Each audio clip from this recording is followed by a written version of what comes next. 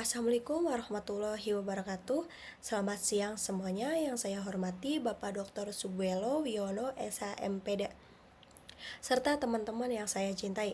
Sebelumnya perkenalkan, nama saya Lerina Amelia dengan NPM 2310015. Pada kesempatan ini saya akan menjelaskan tentang argumentasi terhadap teori-teori yang dikembangkan oleh para peneliti sosiologi hukum. Bagi hukum mempelajari hubungan antar hukum dan masyarakat.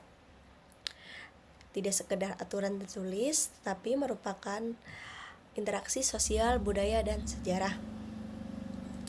Perintis sosiologi hukum seperti Emil Durkheim, Max Weber, Karl Marx mengembangkan teori yang menjelaskan peran hukum dalam kehidupan sosial. Pengertiannya terhadap teori sosiologi hukum. Argumentasi terhadap teori-teori adalah proses analisis dan evaluasi terhadap teori-teori tersebut.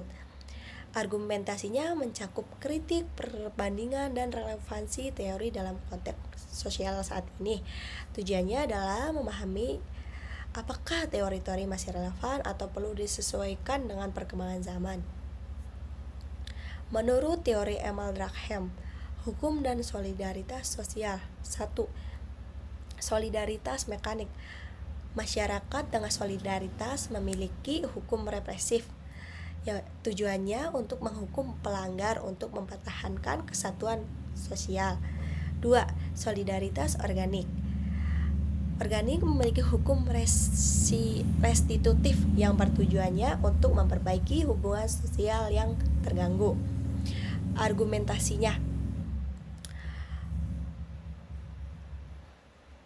Teori ini Durkheim membantu menjelaskan evaluasi hukum dengan perubahan masyarakat. Tetapi teori ini kurang memperhatikan konflik sosial dan dampak globalisasi. Menurut teori Max Weber, hukum dan rasionalisasi. Hukum formal rasional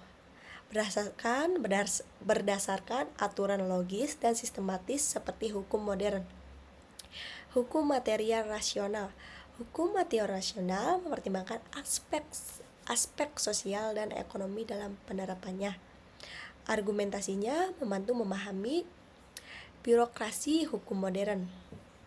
Namun, teori ini terlalu pada fokus hukum sebagai sistem formal dan kurang mempertimbangkan pengaruh politik dan ekonomi. Menurut teori Karl Weber, konflik sosial.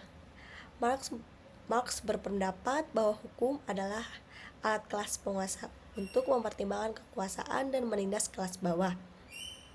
Hukum tidak bersifat netral, tapi mencerminkan kepentingan ekonomi dan politik dari kelompok elit.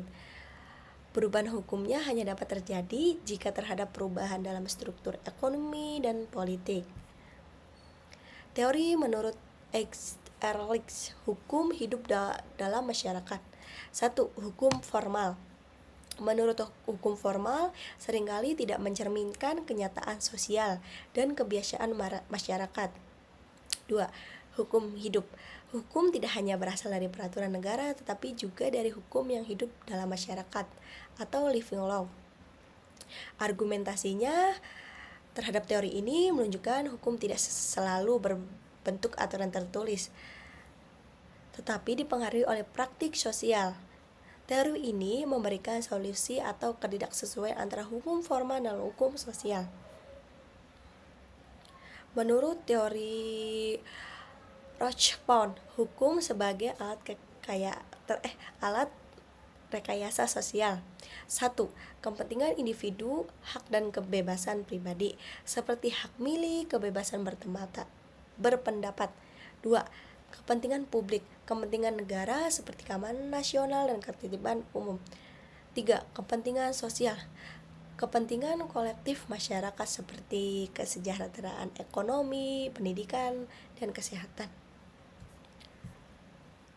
Kesimpulannya, teori ini dikembangkan oleh para perintis sosiologi hukum, memberikan landasan yang memahami bagaimana hukum berfungsi dalam masyarakat. Tetapi teori-teori ini memiliki keterbatasan dan harus dikontekstualisasikan dengan perkembangan sosial, politik, dan ekonomi. Hukum yang adil dan efektif diperlukan pendekatan seimbang antara hukum sebagai sistem formal, sebagai alat perubahan sosial, dan sebagai refleksi dari kehidupan masyarakat.